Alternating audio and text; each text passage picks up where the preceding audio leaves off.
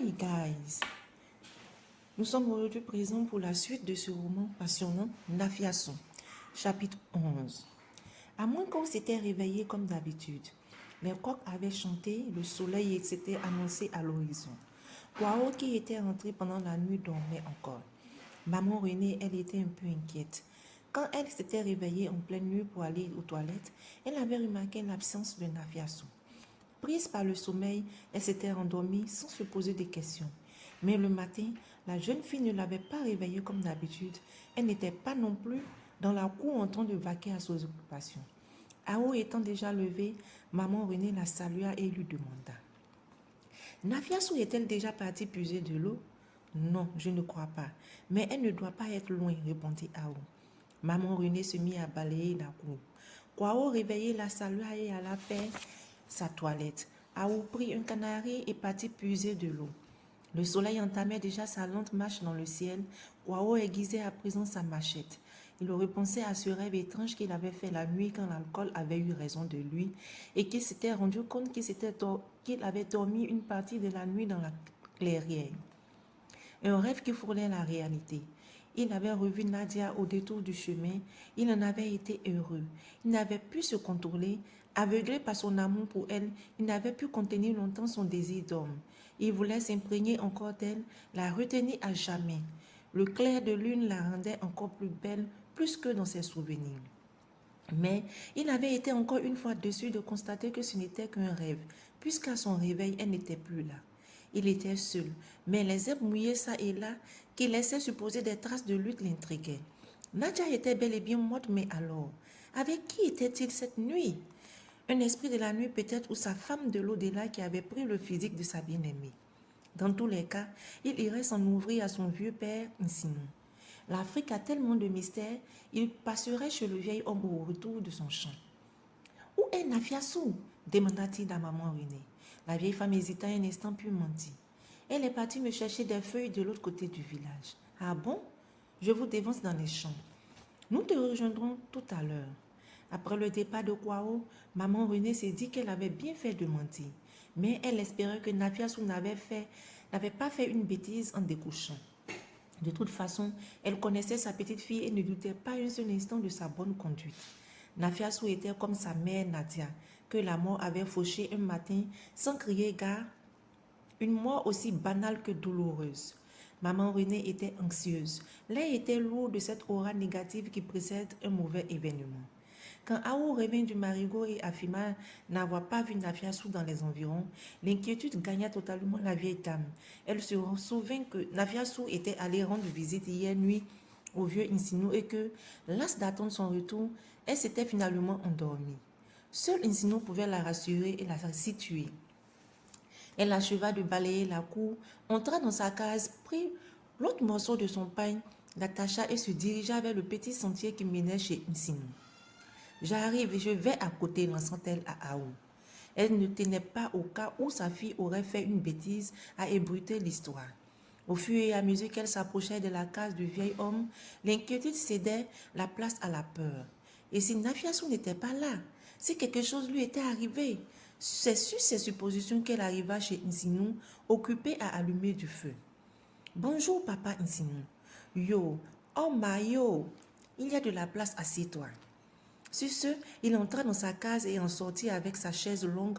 Il s'y assit et demanda les nouvelles. Nafiason Baba. Nsinu, croyant que maman Renée était au courant de ce qui s'est passé, l'interrompit en disant: Je sais que c'est dur à accepter, mais calme-toi. Nous allons procéder au rituel habituel. J'espère seulement que la petite ne sera pas traumatisée et que son fiancé comprendra. Maman Renée ne saisit pas grand-chose à la tirade de Nsinu, aussi demanda-t-elle. Quel rituel? Et qu'est-ce qui va traumatiser ma petite fille Baba? Et pourquoi son fiancé devra-t-il la comprendre? Mais Nafiason ne t'a-t-elle pas expliqué ce qui lui est arrivé? Elle ne m'a rien raconté puisque je la cherche. Hier, elle n'est pas rentrée. Je ne suis donc pas au courant de ce dont tu me parles. L'homme analysa rapidement la situation. Il réalisa la vulnérabilité de la jeune fille face à cette expérience de la vie. Il savait qu'elle aurait besoin d'une alliée. Et maman Renée était la seule adéquate. Il était préférable de dire toute la vérité à celle-ci. Vois-tu, il nous est arrivé un malheur, mais qui est réparable. Rassure-toi, seule la mort est sans issue, or ce n'est pas le cas. C'est vrai que cette nuit, assez tard d'ailleurs, Nafiassou est venu me voir. Il venait de lui arriver une chose sordide. Elle venait de perdre sa virginité sans son consentement. Pauvre petite, qui a osé lui faire ça? Qui? Dieu, articula difficilement maman Renée. Insino inspira profondément et dit, les sentiers du destin sont insondables et les dieux sont imprévisibles. Je suis persuadée que Kwao aime sa fille jusqu'à preuve du contraire. Il n'aurait pas touché à un seul de ses cheveux et n'aurait pas permis à quiconque de le faire. Pourtant, c'est par lui qu'est venu le mal. Ce n'est pas possible, dit René. Et oui, c'est pourtant la triste réalité. L'inconscience dans laquelle les méfaits de l'alcool l'ont introduit a eu raison de sa bonne foi. Kwao a dû boire à l'excès et le vin de Pam lui a fait perdre la conscience. Voilà, on n'y peut plus rien sinon procéder aux cérémonies d'expiation. Les faits dépassaient l'entendement de la vieille femme, mais son souhait dans l'immédiat était de savoir sa petite fille encore en vie. Savez-vous où Nafiassou s'est réfugiée, Baba? Savez-vous? Non. Elle voulait fuir afin que l'histoire soit oubliée, qu'elle ne se brûle pas et que personne n'en souffre, mais je lui ai déconseillé de rester. J'ai même jugé nécessaire de lui parler de sa mère pour la guider sur la voie de la compréhension. On ne pouvait lui cacher éternellement ces choses. Elle avait le droit de savoir pour être mieux renseignée sur elle-même et pour mieux affronter la vie et ses aléas. Son vœu le plus cher était que son malheur reste secret. Elle m'a demandé s'il n'avait aucun moyen d'empêcher cela. On verra cela au moment opportun. Va la chercher. Elle doit être complètement désorientée à l'heure actuelle. Elle doit être cachée chez l'une de ses amies. Renseigne-toi discrètement. J'y vais de ce pas, Baba, dit maman Renée en se levant. Elle retourna dans la concession. Aou était déjà partie pour les champs. Elle entreprit de passer chez toutes les amies de Nafiassou. Mais la jeune fille semblait s'être volatilisée. Elle revient dans sa case assise, un moment sur le rebord du lit de bambou. Soudain, son regard fut attiré par un fait insolite. Le petit panier qui contenait les effets vestimentaires de Nafiassou était vide. Les morceaux du puzzle se recollaient et donnaient l'image d'une véritable fuite. Où pouvait-elle aller, elle qui ne connaissait pas les villages avoisinants? Elle imaginait la jeune fille seule, effrayée dans la brousse, ne sachant que faire ni où aller, exposée aux dangers de la nature sauvage. Maman Renée refit en courant le trajet qui menait chez Nissine. Le vieillard qui rentrait prendre quelque chose dans sa case s'arrêta dans son élan en voyant la femme venir à lui toute essoufflée. Baba, Baba, qu'y a-t-il, René? Ma fille, Baba, ma petite fille est partie. Je ne sais où. Ses effets ne sont plus là. Elle a profité de la nuit pour disparaître. Oh, ma pauvre petite. Pourquoi n'a-t-elle pas voulu se confier à moi? Je l'aurais comprise et protégée contre tout. Calme-toi, René. Il ne lui arrivera rien. Je vais consulter les dieux. Viens à l'intérieur. René se leva et suivit le vieil homme. Celui-ci lui indiqua une natte déjà étendue sur le sol. Puis il sortit ses instruments d'oracle, ses coris et sa peau de mouton sur laquelle il s'assit. L'homme commença par invoquer les dieux, puis il leur posa des questions au sujet de Nafiassou. Il entrecoupait son récit de mots ou de phrases bizarres dont lui seul connaissait les significations. À chaque fois, le nom de Nafiassou et de Kwao revenait. Enfin, il se tut, fut face à maman Renée et lui dit: à ce moment précis, Nafiassou n'est plus ici. Elle a fui car elle ne pouvait supporter les humiliations et l'épreuve qu'elle devait traverser. Les esprits disent que la mort ne rôde pas autour d'elle. Elle aura une longue vie, mais elle ne reviendra plus dans ce village.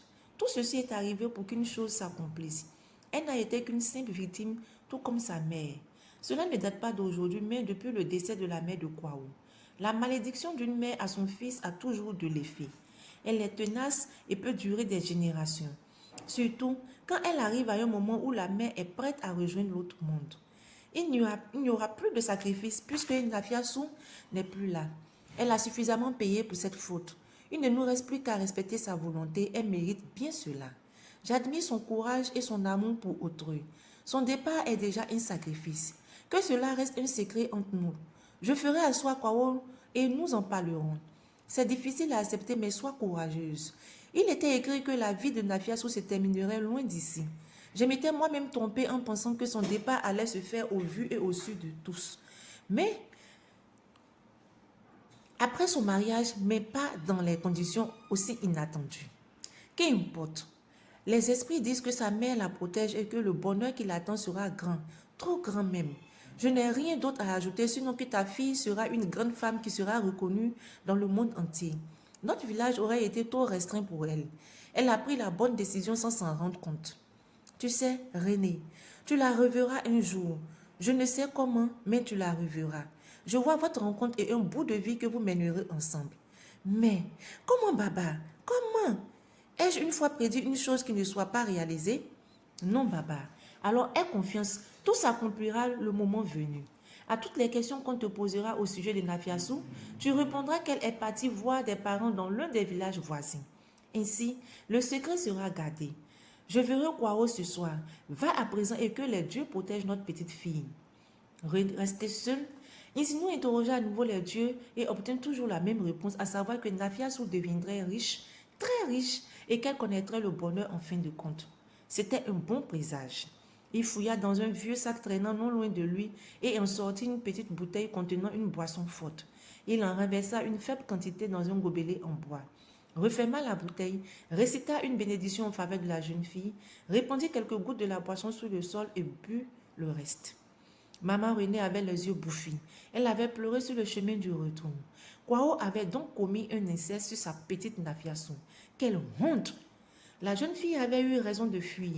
Elle, Renée, aurait fait le même. Elle déduisit que si Kwao s'était montré réticent concernant le mariage de sa fille, c'était parce qu'il nourrissait déjà de mauvaises intentions. Elle le détestait.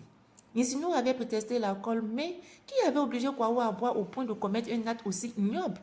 À présent, elle avait perdu le seul vrai trésor qu'elle possédait. Elle se sentait coupable envers ses deux filles.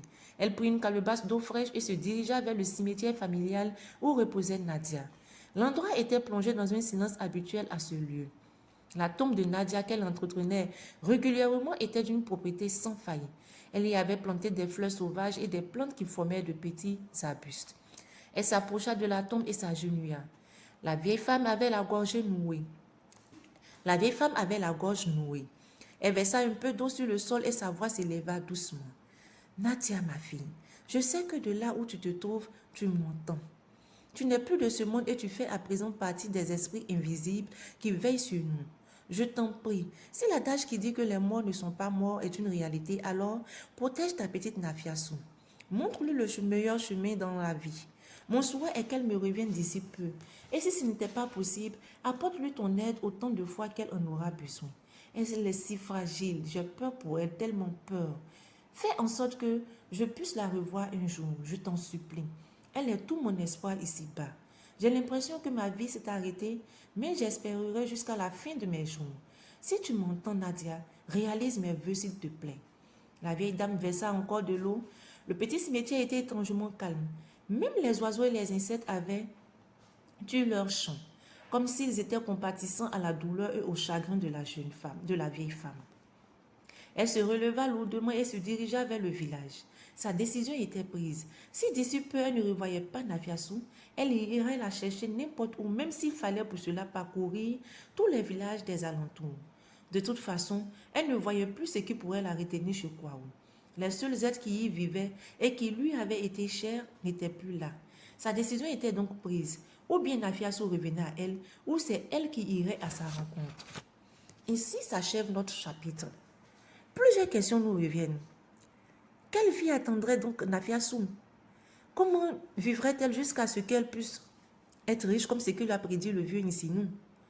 Et nous pouvons retenir de ce chapitre que lorsque les parents ne sont pas d'accord pour le mariage de leur progéniture, mieux vaut ne pas insister, car l'histoire nous dit toujours qu'il y aura toujours malheur en chemin. Sur ce, je vais terminer par vous lire ce proverbe, si on veut. La vraie lecture commence quand on ne lit plus seulement pour se distraire et se fuir, mais pour se trouver. De Jean Guillemot. Je vous remercie.